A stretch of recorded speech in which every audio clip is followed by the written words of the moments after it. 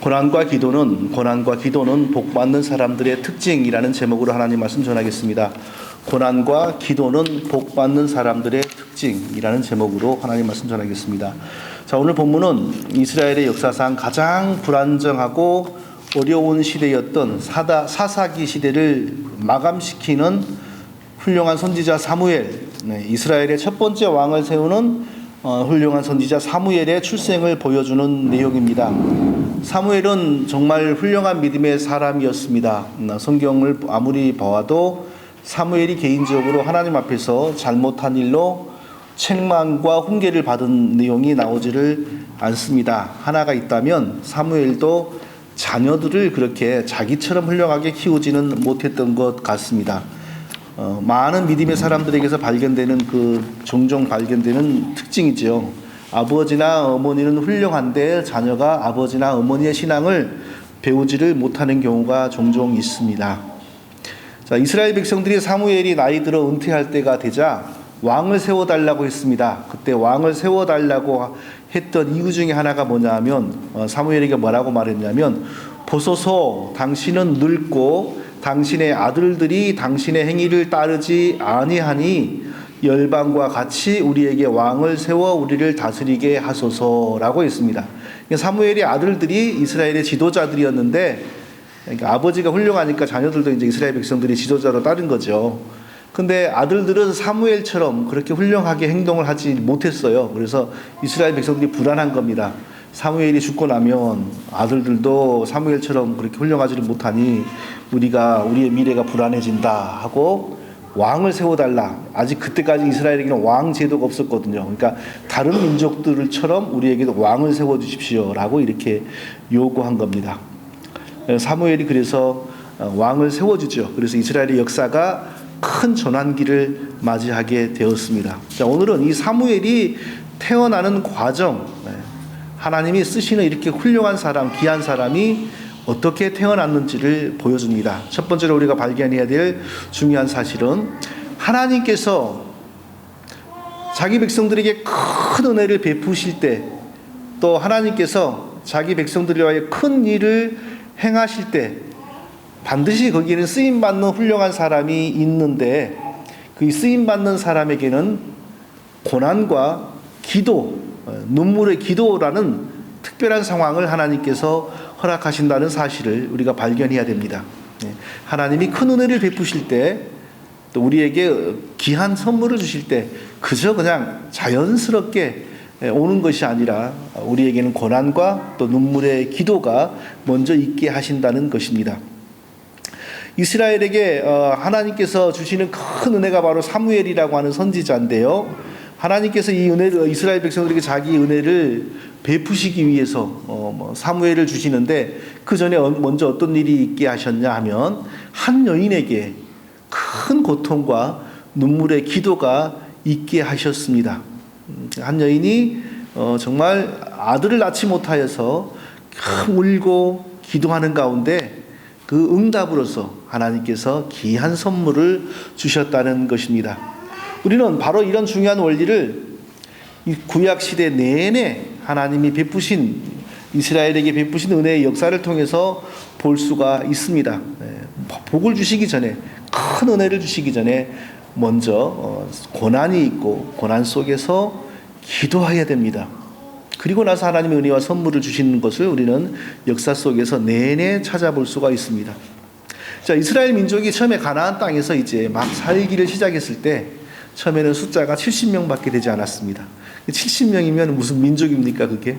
대가족이지요. 대가족의 상태였죠. 그런데 하나님께서 이 70명을 수백만으로 이렇게 불리려고 계획을 하셨습니다.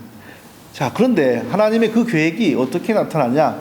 이 가나안 땅의 극심한 가뭄과 기근으로 나타났습니다. 아니, 하나님이 큰 은혜를 주시고 복을 주시려고 지금 작정하고 있는데 어째서 제일 먼저 시작이 된 게 기근과 가난인가? 사람으로서는 이해가 되지 않죠. 근데 하나님은 바로 그런 방법으로 예비하시는 큰 일을 이루십니다. 그래서 그 기근이 임하자 이스라엘 백성들은 어쩔 수 없이 가나안 땅을 떠나서 낯설은 땅 애굽으로 이주하게 됩니다. 생각해 보니까 이스라엘 민족 70명 정도 되는 대가족이 애굽으로 이주할 때를 생각해 보니까 우리나라는 어느 시대였냐면 고조선 시대였더라고요. 고조선 시대. 그러면 당시 중국에는 무슨 시대였냐면 중국의 최초의 고대 국가인 은나라나 그 다음 나라인 주나라 시대 정도 되었을 것 같습니다. 그럼 생각해 보십시오. 우리나라의 고조선 한 가정이, 한 70명 되는 가정이 고조선에서 살기가 너무너무 힘들어서 중국의 은나라로 이주를 하는 겁니다. 그 길이 얼마나 힘든 길입니까? 사실 거기 가서 무슨 일이 벌어질지 누가 알겠습니까? 또 거기 가서 목숨이나 부지할 수 있을런지, 목숨을 부지할지라도 뭐 남의 종이나 되거나 아니면 어찌 그냥 잘못되어서 가문의 대가 끊어져 버릴 수도 있습니다. 얼마든지 그럴 수 있는 거죠. 그런데 하나님은 이 70명을 생판 모르는 남의 나라로 보내시고 몇백 년 만에 정확한 수를 알 수 없는 수백만의 민족으로 증식시켰습니다. 그것도 단순히 사람만 많아진 게 아니라 여전히 고유한 언어와 정신적 정체성을 간직하는 한 민족으로 크게 성장시켰습니다. 역사를 주관하시는 하나님이 아니면 이런 일은 아무도 할 수 없는 일입니다.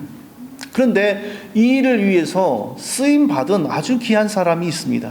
그 사람이 바로 요셉이죠. 하나님은 이 일을 이루시기 위해서 먼저 한 사람을 애굽으로 먼저 보냈습니다. 요셉을 먼저 보내셨습니다. 그런데 요셉이 어떤 방식으로 애굽을 가게 되었는지 우리가 너무 잘 알지 않습니까?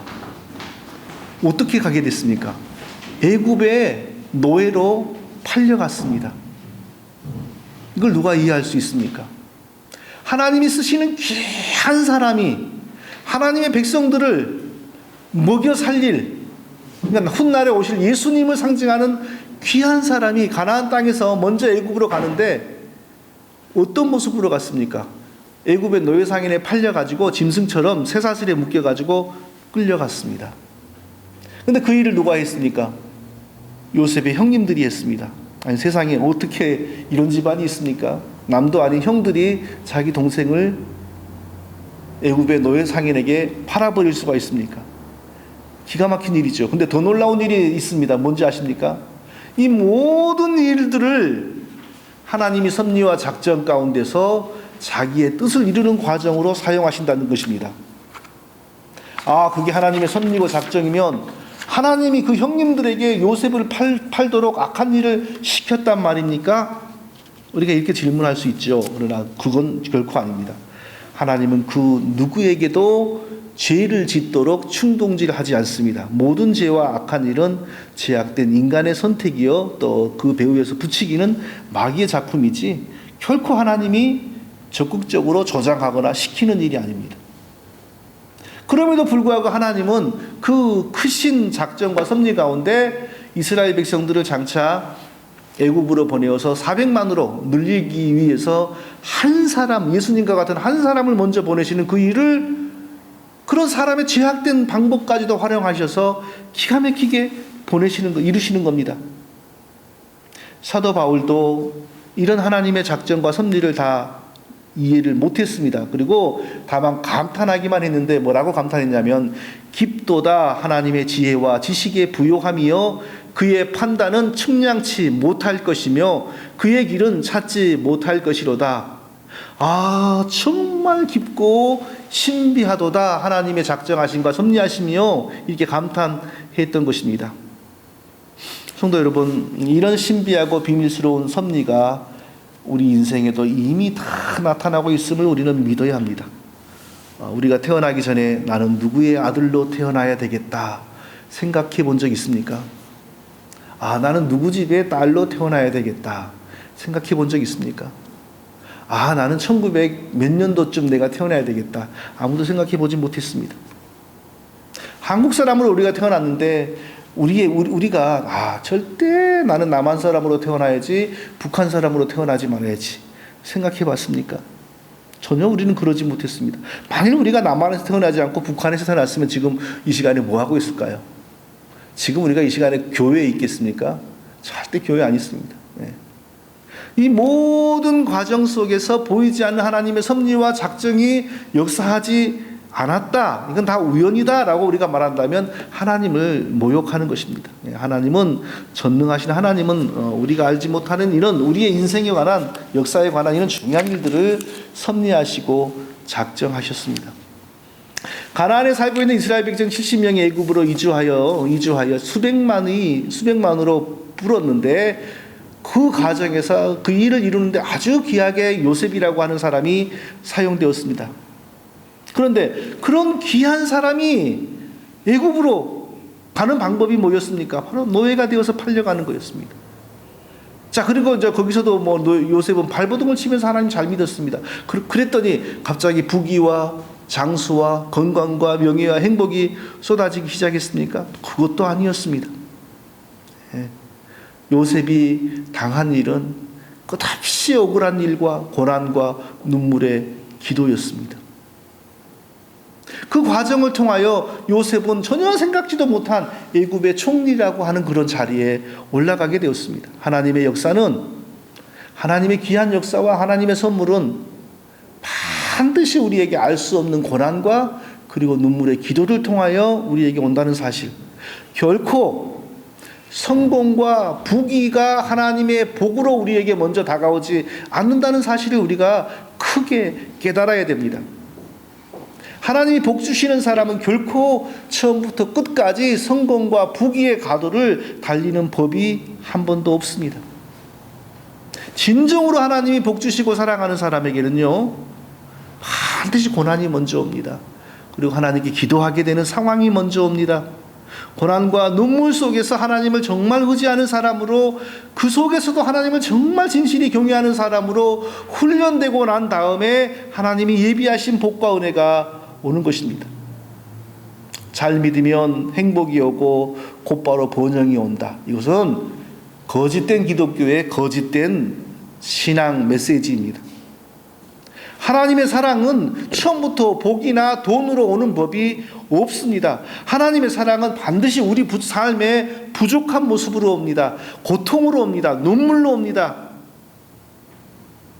만일 우리가 하나님을 내가 믿는데 왜 당장 나에게 좋은 일이 벌어지지 않고 당장 내 육신을 위해서 이게 좋은 일이 벌어지지 않는가 하는 생각을 우리가 가지고 있다면 우리도 모르게 이방인들의 종교에 우리가 세뇌되었거나 아니면 거짓 기독교에 우리가 많이 잘못된 영향을 받았다는 증거입니다. 우리 인생은 다 끝난 것이 아닙니다. 앞으로도 살 날이 많고, 그리고 진정으로 하나님이 베푸신 은혜와 복은 언제 어떻게 우리에게 드러날지 모릅니다. 할렐루야. 그런데 그 전에는 반드시 우리에게 뭐가 있냐? 반드시 고난이 있습니다. 마음의 고통이 있습니다. 눈물이 있습니다. 왜 그렇게 하실까요? 기도하게 하시고 생각과 마음이 하나님께 합당한 사람으로 바꾸어가는 과정인 것입니다. 이러한 원리가 위대한 선지자 사무엘이 출생하는 과정에서 그대로 드러났습니다.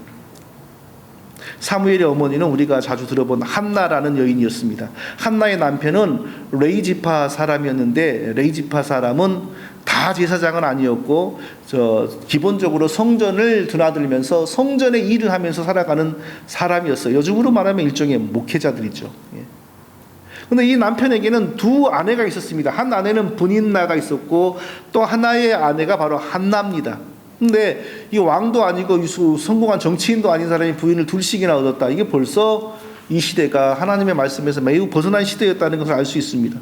성경은 어디에도 부인을 둘씩 얻으라, 셋씩 얻으라 이런 말이 없습니다. 한 남자에게 두 명의 부인이 있으니 집안이 평안할 수가 없지요. 한나, 특히 이 부인들 분인나와 한나 사이에는 늘 불화가 있었습니다.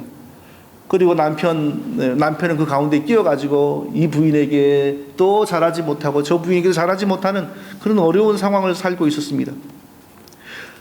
한나라고 하는 부인의 이름이 먼저 등장하고 분인나라고 하는 부인의 이름이 나중에 등장하는 걸 보니까 첫째 부인은 한나고 둘째 부인은 분인나였던 것 같습니다. 그런데 이 성경을 보면 분인나가 더 기가 세고 기세가 등등하여서 첫째 부인을 핍박하고 첫째 부인의 마음을 막 아프게 했습니다. 그 이유가 있었습니다. 뭐냐면 첫째 부인 한나에게는 자식이 없었고 둘째 부인 분인나에게는 자식이 있었기 때문입니다. 옛날에는 우리 민족, 우리 조상들이나 특히 이스라엘의 조상들이 굉장히 공통점이 많았던 것 같아요. 다른 민족도 마찬가지지만 이 자식에 대한 생각이 아주 남달랐습니다. 그리고 특히 이 자식이 없는 것을 아주 부끄러운 일로 여겼고요. 자식 중에서 꼭 아들이 있었어야 됐습니다. 아들이 없으면은 뭐 복을 받지 못한 것처럼 그렇게 여기는 그런 경향이 있었어요. 근데 한나에게는 딸도 없었고 또 아들도 없어서 자식이 없었어요. 그러니 죄인 아닌 죄인처럼 기가 죽는 거죠. 그런데 둘째 부인이 자식이 있으니까 기세가 등등해가지고 막 핍박하고 함부로 말하고 자기를 괴롭히는 겁니다. 그러니까 우리는 그런 처지를 살아보지 않았지만 한 남편의 두 부인 사이에서 이런 상황은 얼마나 고통스러운 상황일 수 있겠는지 우리가 짐작할 수 있지 않습니까? 결정적인 일이 언제 벌어졌냐 하면 이 시대에는 1년에 한 번씩 이스라엘 남자들은 무조건 1년에 사실은 법대로 하면 3번인데 아마 이 시대는 그냥 약식으로 한 번만 했던 것 같아요. 성전에 가가지고 하나님께 제사를 드렸습니다. 성전에 가서 제사를 드리는 방식이 여러 가지인데 예를 들면 송아지나 양으로 제사를 드리면 송아지나 양을 완전히 불태워서 드리는 제사가 있고 그러면 그런 제사를 드리면 남는 게 하나도 없죠. 뼈나 남았겠죠. 그런데 또 어떤 제사가 있냐면요. 일부만 불태워서 드리고 나머지 고기를 그대로 보존해요. 그리고 나머지 고기를 제사장과 제사를 드리는 가족의 식구들이 다 나누어 먹는 제사가 있었어요. 그것은 하나님과 하나님 은혜 안에서 우리가 먹고 마신다. 하나님이 우리에게 은혜를 베푸신다. 이런 의미가 있었어요. 그러니까 제사를 드리고 남은 고기를 먹는다 이런 것들 이럴 때 그 고기의 의미는 일반 정육점에서 사 먹는 거하고는 전혀 다른 의미였습니다. 그 고기를 먹는다는 것은 하나님의 백성으로서 하나님이 제사 드리는 자기 백성에게 복을 주시고 은혜를 주시는데 동참한다는 의미였습니다. 그래가지고 이제 제사를 드리고 나니까 당연히 이제 그 제사장에게 일부를 드리고 이 제사를 드리는 가족들에게 고기를 나누어 줄 거 아닙니까? 그러니까 이제 남편이 항상 남편은 누구에게 마음이 있냐면 첫째 부인 한나에게 마음이 제일 많이 갔습니다. 왜냐하면 자기가 가장 사랑하는 부인이고 사랑하는 여인인데 아마도 성경에 자세히 나오진 않지만 이 여인이 자녀를 낳지 못하니까 할 수 없이 자기가 자식을 낳기 위해서 또 다른 여인에게 장가를 들었던 것 같아요. 장가를 들어가고 자식을 보긴 봤어요. 둘째 부인을 통하여. 그런데도 불구하고 자기 마음에는 항상 첫째 부인이 제일 좋은 거예요. 어떻게 그걸 알 수 있냐면 제사를 드리고 나서 자식이 딸린 둘째 부인에게 주는 고기의 양보다 2배를 첫째 부인에게 준 겁니다. 그러니까 남편의 사랑과 후원이 첫째 부인에게 있다는 증거죠. 그러면 한나로서는 그게 기분이 좋은 일이지만 둘째 부인 분인나 입장에서는 그게 어떤 일입니까? 화가 나는 거죠. 내가 둘째 부인이긴 하나 이 집안의 대를 이을 자식을 낳았는데 왜 내가 이 집안의 핵심 어떤 위치에 있지 않고 뭐 저 여자가 있는 거야 하면서 대판 싸움이 난 거예요. 그래서 얼마나 싸움이 심각했는지요. 이날은 한나가 막 분이 솟고 그러니까 무시를 엄청 당한 거죠. 한국말로 너는 나가 뭐 이런 말을 했을 수도 있고 그러니까 막 격동되고 분이 나가지고 도저히 음식을 먹을 수가 없었어요. 그래서 성전에 뛰어가가지고 기도하기를 시작한 거예요. 하나님이 불쌍한 여종에게도 자식을 허락하여 주시고 저에게도 불쌍히 여기셔서 자식이 생기도록 하나님 은혜를 베풀어 주십시오라고 막 간절히 눈물로 기도를 했습니다. 근데 마침 옆에 제사장이 있다가 이제 기도를 길게 하는데 좀 너무 남다르게 기도를 하니까 이렇게 보았던 모양이죠. 그런데 나중에는 가만 보니까 말소리는 안 나오고 입만 막 이러는 거예요. 한나는 지금 속으로 막 하나님께 눈물로 기도하면서 소리를 내지 않고 아무도 안 들리게 입술만 움직이면서 기도를 하고 있는 겁니다. 그러니까 제사장이 오히려 했어요. 저희 젊은 여자가 어디서 술을 먹고 성전에까지 와가지고 이러고 있다고 술을 좀 그만 먹으시오라고 했어요. 그랬더니 한나가 내가 술을 마신 게 아니라 속에서 서러움과 분노가 여기까지 끌어올라서 내가 지금 하나님께 기도하고 있는 중입니다. 그때 제사장이 일반적인 말 같기도 하고 특별한 말 같기도 한 말을 했어요. 평안히 가라. 하나님께서 너의 기도를 들어주시기를 원하노라. 성경에는 그 말이 하나님이 시키셔서 했다는 말은 없습니다. 근데 그게 단순히 제사장의 말이 아니라 하나님이 주시는 영감이었던 것 같아요. 이 말을 듣는 순간 한나가 마음이 확 밝아져 버린 거예요. 보통 사람의 마음에 근심이 있으면 그 근심은 마치 얼굴로 이렇게 드러납니다. 안 그런 사람 별로 없습니다. 근데 마음에 근심이 있어서 막 근심 가운데 기도를 했었는데 제사장이 평안히 가라. 하나님께서 너의 기도를 들어주시기를 바란다. 하는 순간 한나의 마음에 기쁨이 몰려오고 확신이 몰려왔습니다. 무슨 기쁨일까요? 하나님이 나에게 자식을 주신다. 하나님이 내 기도에 응답해 주신다라는 확신이 오면서 그냥 얼굴이 확 밝아져 버린 거예요. 그 순간에. 그래서 그 순간부터 가서 음식을 먹기를 시작하고 기쁜 마음으로 하나님을 찬송하고 집으로 갔습니다. 그리고 집으로 가서 머지않아 아이가 생겼습니다. 그 아이가 바로 사무엘입니다. 사무엘로 말미암아 이 가정뿐 아니라 온 이스라엘에게 하나님의 은혜가 넘치도록 크게 임했습니다. 자, 궁금한 거 있습니다. 이 여인이 이렇게 기도하지 않았으면 하나님은 사무엘을 세상에 보내지 않았을까요? 이 여인이 이렇게 기도했기 때문에 사무엘을 하나님이 주셨을까요?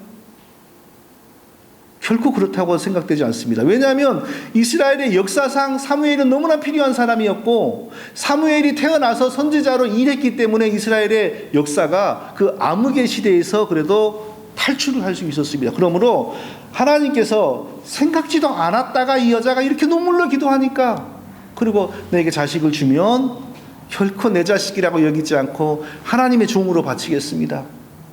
소원하고 약속을 했거든요. 이 한나가.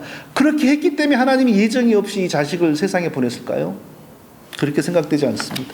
하나님의 마음속에, 하나님의 계획 속에, 하나님의 작전과 섭리 속에는 이미 이스라엘 백성들을 위하여 사무엘이라고 하는 선지자를 세우려고 작정 다 하고 계셨습니다. 왜 그럼 자연스럽게 때가 되면 이 여자가 자식 낳게 하지, 왜 이 여자에게 이렇게 고통과 눈물이 있게 하셨겠습니까? 하나님이 크게 쓰실 사람들, 하나님이 복 주시기를 원하는 사람들에게는 그 전에 먼저 마음에 고통이 있게 하고 부족함이 있게 하고 기도가 있게 하는 겁니다. 이게 바로 하나님의 원리입니다. 그러면 하나님이 우리가 괴로워서 눈물을 흘리고 울고 기도하는 것을 즐기시는 일종의 무슨 죄송한 표현이다, 사이코패스 같은 분입니까? 그건 절대 아니죠. 하나님 그런 분 아닙니다. 우리에게 고통이 없고 기도가 없이는 하나님이 주신 복을 감당할 수 없기 때문입니다. 왜냐하면 우리는 다 타락한 죄인들이기 때문에 타락한 죄인들의 죄성이 넘치는 한은 절대 하나님이 주신 복을 감당하지 못합니다. 하나님이 주시는 복이 죄인에게는 화가 되는 겁니다. 아담이 범죄하기 전에 에덴 동산에서 하나님 이거 주세요 하고 눈물을 흘렸던 적이 없습니다. 필요한 뭐가를 가지기 위해서 금식하면서 기도했던 적이 없습니다. 왜냐하면 아담에게는 죄성이 없었고 죄가 들어오기 전이었기 때문에 죄를 지을 가능성은 있었지만 죄를 지울 수밖에 없는 사람은 아니었습니다. 그래서 하나님과 직접 대화도 하고 그랬지 않습니까? 그러니까 하나님의 선물을 누린 죄 없는 아담이 하나님의 선물을 누릴 때는 아무런 고생이나 고통이 없었습니다. 그러나 범죄가 들어오고 인간이 죄인이 되고 난 다음엔 인간의 더러운 심성과 인간의 죄성이 하나님의 선물을 거저 누릴 수가 없게 된 겁니다. 하나님의 선물이 선물되게 하려면 우리가 준비되어야 됩니다. 죄인들에게는. 그래서 고통 가운데 기도하고 눈물로 기도하는 가운데 우리 자신들이 하나님의 사람으로 변하도록 훈련시키고 난 다음에 하나님이 우리에게 귀한 복을 주시는 것입니다. 만일 사무엘이 태어나기 위한 눈물의 기도가 없었다면, 한나에게 그런 눈물의 기도가 없었다면 한나에게서 기도 없이 태어난 아들이 성경의 사무엘이 되지는 못했을 것입니다. 야곱의 아들 요셉이 애굽에 노예가 되어 노예 상인에게 끌려가는 처지로 가지 않고 꽃가마를 타고 유학 자금을 넉넉히 가지고 애굽에 유학을 떠났다면 절대 애굽의 총리가 못 됐을 것입니다. 오히려 보디발의 부인이 유혹할 때 쑥 넘어가가지고 남의 부인하고 나쁜 짓 하다가 나중에 애굽의 법에 심판을 받아 죽임당했을지도 모릅니다. 하나님은 죄인들을 그냥 복을 주실 수가 없습니다. 죄인들을 말씀으로 훈련시켜야 됩니다. 죄인들을 변화시켜야 됩니다. 그러므로 하나님께서 우리에게 복을 주시기 전에 우리에게 근심이 먼저 있고, 우리에게 고통이 먼저 있고, 우리에게 눈물이 먼저 있고, 그리고 반드시 기도할 수밖에 없는 상황을 허락해 주시는 것입니다. 이것은 예외가 아닙니다. 하나님께서 부족한 저를 변화시키고 이끌어 오시는 과정을 돌아봐도 이건 똑같은 원리입니다. 눈물이 없고 고난이 없으면 하나님이 원하는 사람이 될 수가 없습니다. 성도님들에게도 마찬가지입니다. 누구에게도 마찬가지입니다. 하나님을 믿기만 하면 부를 부어주시고 성공을 부어주신다. 이건 거짓 기독교의 메시지입니다. 그런 건 기독교의 가르침이 아닙니다. 하나님이 진정 사랑하는 사람은 반드시 기도하게 하십니다. 고통 가운데 하나님을 바르게 믿게 하십니다. 우리가 당하는 고통은 한나가 당하는 고통과는 분명히 다른 종류죠. 모든 사람에게 하나님께서는 다양한 고통과 기도의 제목을 허락하시는 것입니다. 그러나 그 목적은 하나입니다. 하나님이 주시는 복과 선물을 누릴 수 있는 훈련된 사람으로 변화시키는 것입니다. 우리가 우리에게 다가오는 고난이나 부족함이나 어려움을 이렇게 해석하는 게 올바른 것이지 결코 다르게 해석하면 올바른 신앙이 아닙니다. 자, 두 번째로 또 오늘 본문을 통해서 우리가 발견해야 될 중요한 사실은요, 우리 마음속에 나도 모르게 떠오르는 하나님을 향한 소원, 하나님을 향한 약속은 하나님이 내게 바라시는 일입니다. 그러므로 그것은 꼭 신실하게 이행해야 된다는 것입니다. 하나님이 사무엘을 처음부터 사무엘이라고 하는 사람을 태어나게 하시고 선지자로 쓰시려고 작정하셨을까요? 아니면 생각이 없었는데 한나라고 하는 여인이 나에게 아들을 주십시오. 그리고 나에게 아들을 주면 하나님의 종으로 바치겠습니다. 라고 약속했기 때문에 사무엘을 태어나게 하셨을까요? 하나님은 처음부터 이스라엘 백성들에게 복과 은혜를 주시기 위하여 사무엘 선지자를 세상에 태어나게 만드시려고 작정하셨습니다. 그러면 한 여인이 막 눈물로 기도하면서 하나님 저에게 아들을 주십시오. 아들을 주시면 제가 하나님의 종으로 그 아들을 바치겠습니다. 라고 약속한 내용, 기도하는 내용은 뭡니까? 하나님이 하시고자 하는 일이, 계획이 한나의 마음속에 소원으로 하나님이 주신 것입니다. 한나를 하나님의 동역자로, 하나님의 일꾼으로 만들기 위해서 한나의 마음속에 하나님의 뜻이 소원의 형식으로 들어오는 것이죠. 그렇게 해석해야 됩니다. 하나님에게는 사무엘에 대한 계획이 없었는데 한나가 나에게 자식을 주십시오. 나에게 자식을 주면 내가 하나님께 바치겠습니다. 이렇게 약속하니까 하나님이 자식을 주었다. 그 하나님의 전능하심을 우리가 오해하는 겁니다. 그 하나님의 작정과 섭리를 오해하는 겁니다. 하나님에게는 이 처음부터 다 있었습니다. 창세전부터 예수님이 재림할 때까지 모든 일들에 대한 플랜이 하나님에게는 다 있습니다. 근데 왜 한나는 이렇게 막 내게 자식을 주십시오라고 기도하는 겁니까? 하나님이 자기의 일을 자기의 백성과 함께 이루시기 위하여 자기가 쓰시고자 하는 사람의 마음속에 소원을 주는 겁니다. 우리에게도 하나님 마음에 소원을 주실 때가 있습니다. 너희 마음속에서 행하시는 이는 그리스도니 너희 마음속에 소원을 두고 행하게 하시는도다. 우리 마음속에 하나님과 관련하여 생각지도 않은 소원이 일어나고 막 해보고 싶은 마음이 드는 거, 하나님이 원하시는 일이 우리 마음속에 임하는 겁니다. 현대에는 점점 이런 일들이 미신인 것처럼, 무의미한 것처럼 이렇게 여겨집니다. 하나님께 약속한다는 그 자체를 우습게 여기고, 사람에게도 약속하고 얼마든지 바꿔버리고 내게 이익이 안 되면 얼마든지 없애버리는 것처럼 자기 마음이 하나님으로 감동되어 가지고 내가 하나님 앞에 내가 이런 일을 해야지라고 생각한 것도 너무 사람들이 인간적으로 살기 때문에 그것도 무시해버리고 멸시해버리는 경우가 많습니다.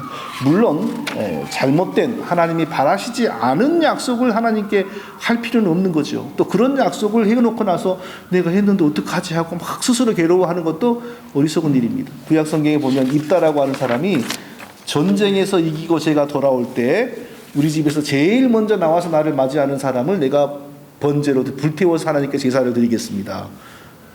아니 자기 집에서 나오면은 일단 자기 가족일 가능성이 제일 높지 않습니까? 개가 나오겠어요? 송아지가 나오겠어요? 하나님 자기 가족을 불태워서 하나님께 제사 드리는 거 하나님 원하시는 겁니까? 그런 말을 할 필요가 없는 거라고요. 그건 비성경적인 거죠. 근데 전쟁하고 딱 돌아오니까 제일 먼저 자기 딸이 나오는 거예요.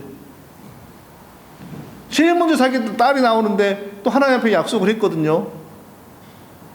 그러니까 그렇기 때문에 실행을 하는 거예요. 그건 정말 이해할 수 없는 일이죠. 우리가 하나님 앞에 뭔가 소원하고 싶은 말은 반드시 성경적인 것이어야 됩니다. 비성경적인 마음이 들어서 어떤 자기의 마음에 무의미한 결단이나 각오를 가지고 하나님 앞에 약속을 한다. 그럴 필요도 없는 것이고 그런 것을 해서도 안 되고 지킬 필요도 그런 건 없는 거예요. 하나님 앞에 제가 잘못했습니다. 제 입에서 헛말이 나왔으니 용서해 주십시오라고 그런 것은 처리해야 될 문제지. 예전에는 많은 경우에 어머니들이 자기 아들의 자질이나 은사나 특징을 고려하지도 않고 내 아들을 목사로 바치겠습니다. 그래가지고 그 말 한마디 때문에 아들들이 신학교에 간 일이 한두 번이 아닙니다. 그러니까 목사의 자질이나 목사로 부르심이나 은사가 없는데도 신학교를 가니 그 아들이 행복하겠어요? 또 목사